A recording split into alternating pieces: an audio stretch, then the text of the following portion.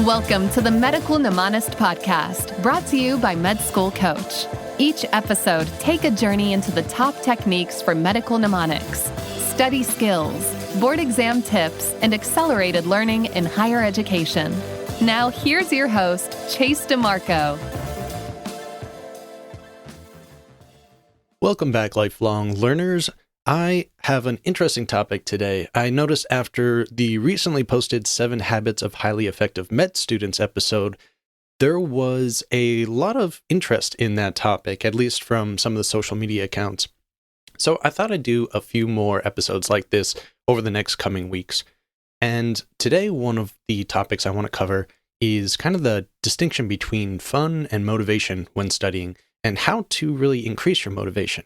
I know it's something I have a lot of trouble with sometimes, despite studying all of this for as long as I have.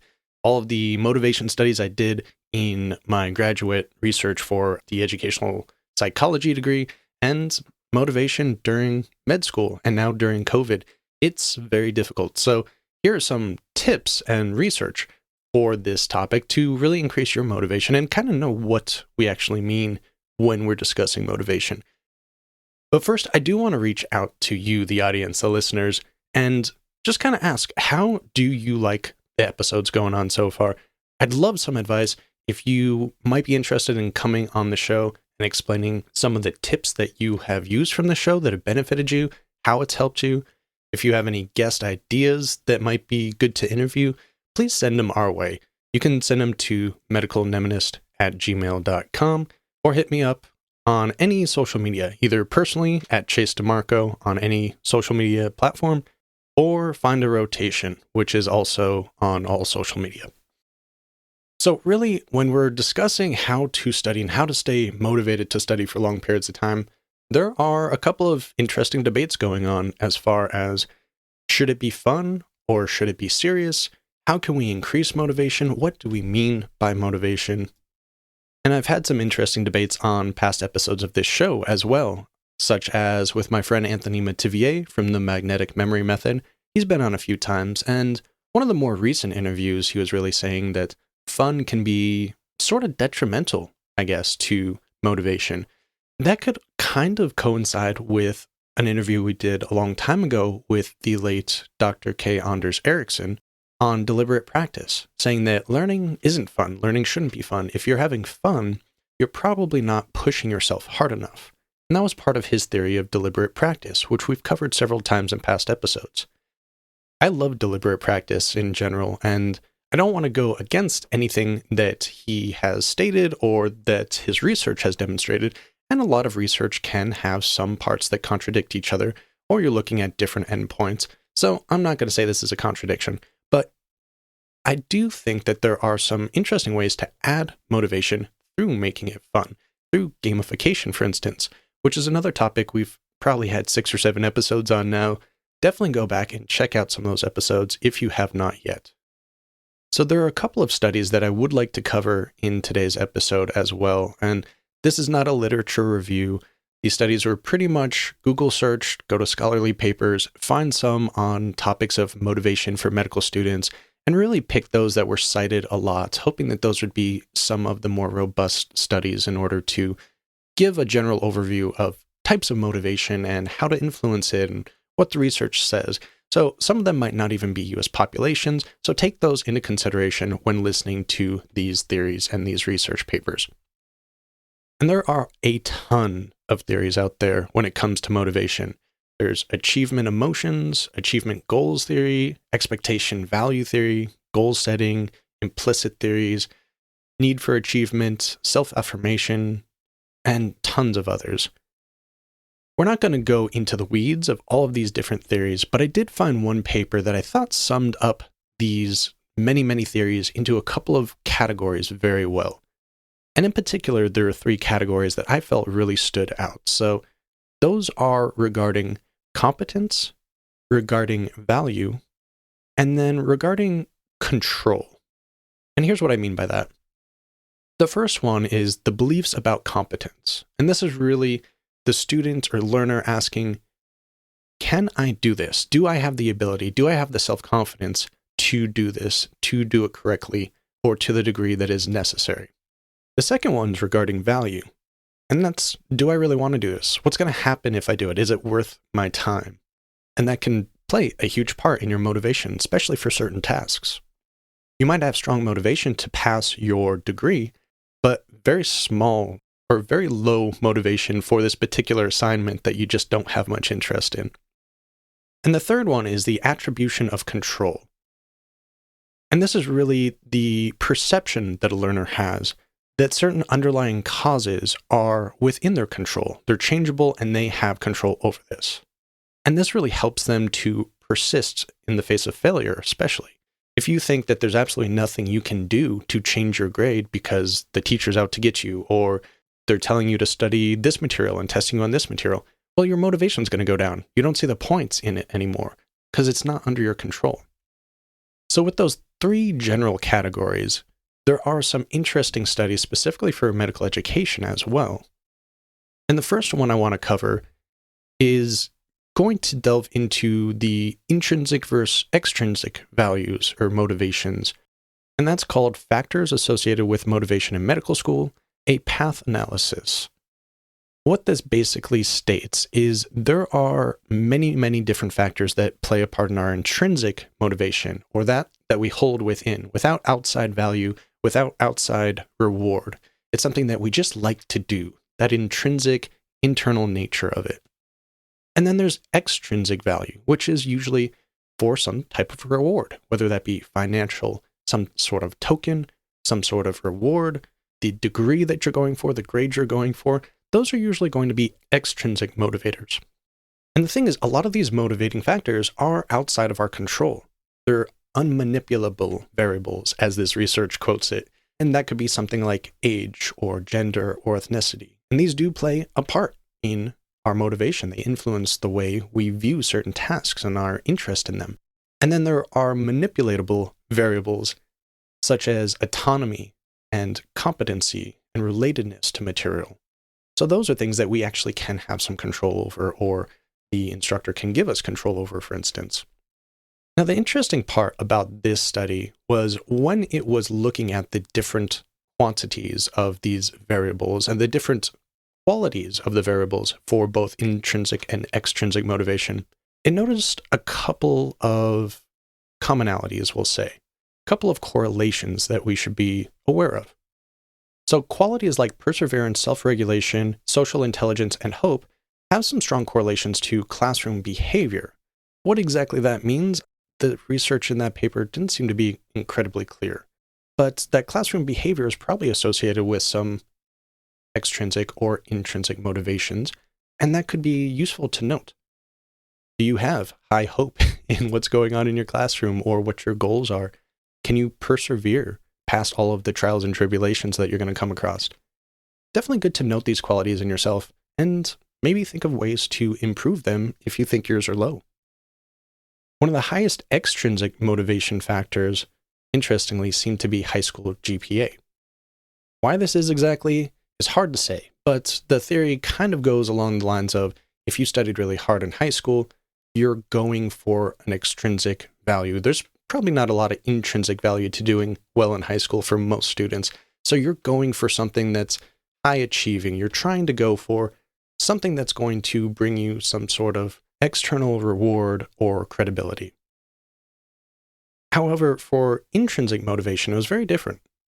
Positive personality traits were associated with very high intrinsic motivation. But in this particular study, the one variable that contributed the most to intrinsic motivation was family support. Not peer support, not friend support, but family support. So very interesting how your support system and something that might be out of your control can play a very influential role on your motivation. Okay, so we've kind of discussed these three categories, these three buckets of competence and values and the attributions of control. And we've discussed some of the personality traits that can affect the intrinsic and extrinsic motivations within these categories as well. But we should probably take a moment just to go over some of the ways that you can actually make a change yourself. Because if it's out of your control, then it's out of your control. And there's no sense worrying about it. But extrinsic motivations especially can really benefit from common topics we've discussed in past episodes, such as habit formation. Sometimes decreasing a barrier to take an action can really help increase the potential to form a new good habit. And that good habit can help you reach your extrinsic goals, whether that be GPA, board exam scores, or some other factor that's extrinsic. We actually discussed habits a bit more in the past episode, The 7 Habits of Highly Effective Students, so I would recommend going back to that for a few more tips and advice. Intrinsic motivation is a little more difficult because it's sometimes difficult to find a personal desire or enjoyment in something just for the sake of it. But there are some practices that can do this to some degree, at least, in certain realms. Whether they correlate directly to your schoolwork is really going to depend on many other factors.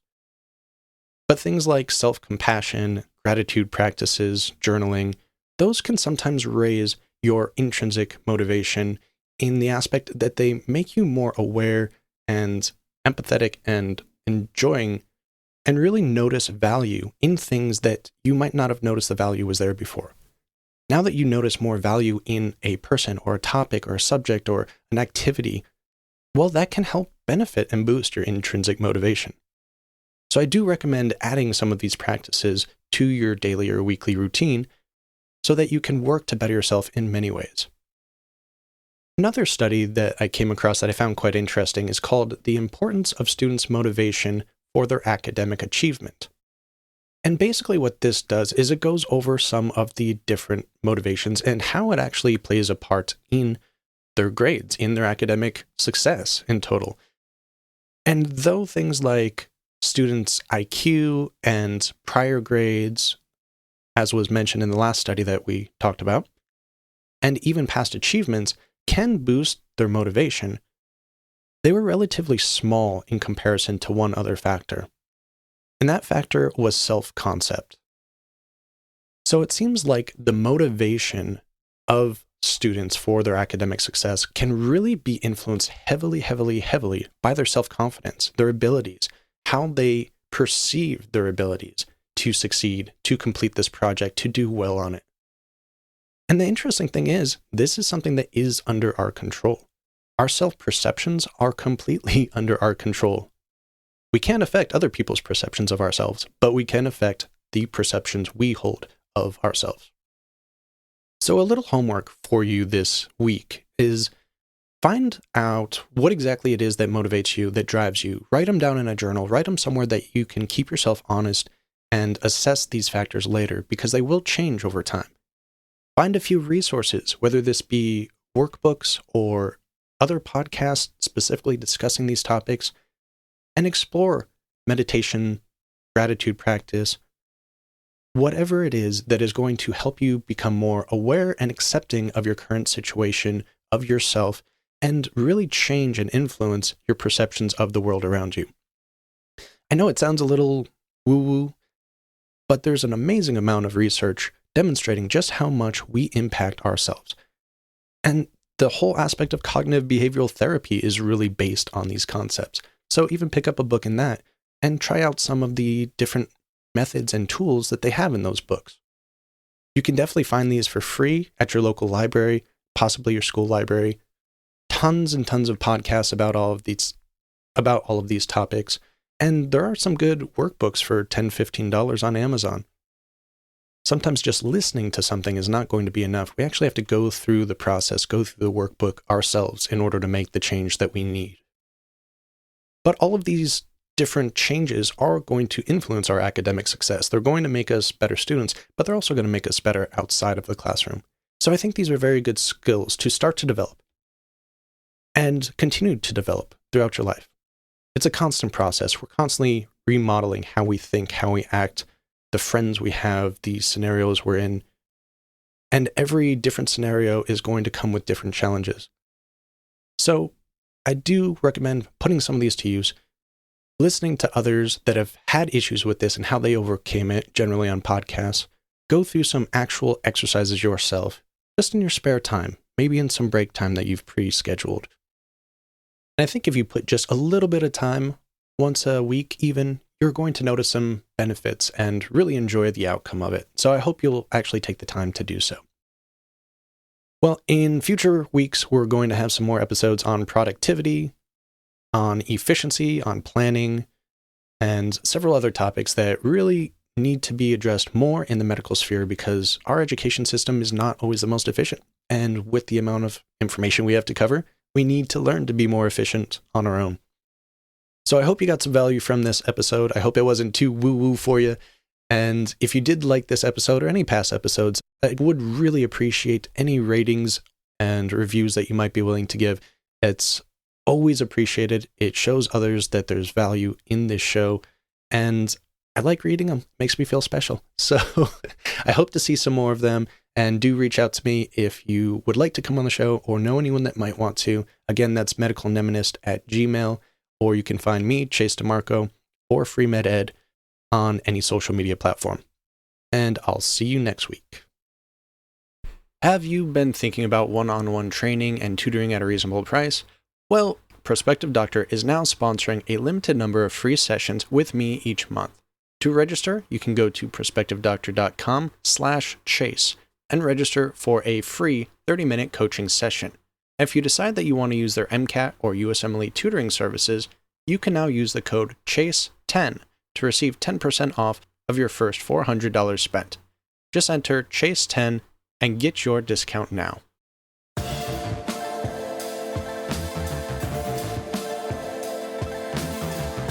The Medical Mnemonist podcast is powered by Med School Coach. To access Med School Coach services, including USMLE tutoring and residency admissions advising, visit our website at medschoolcoach.com.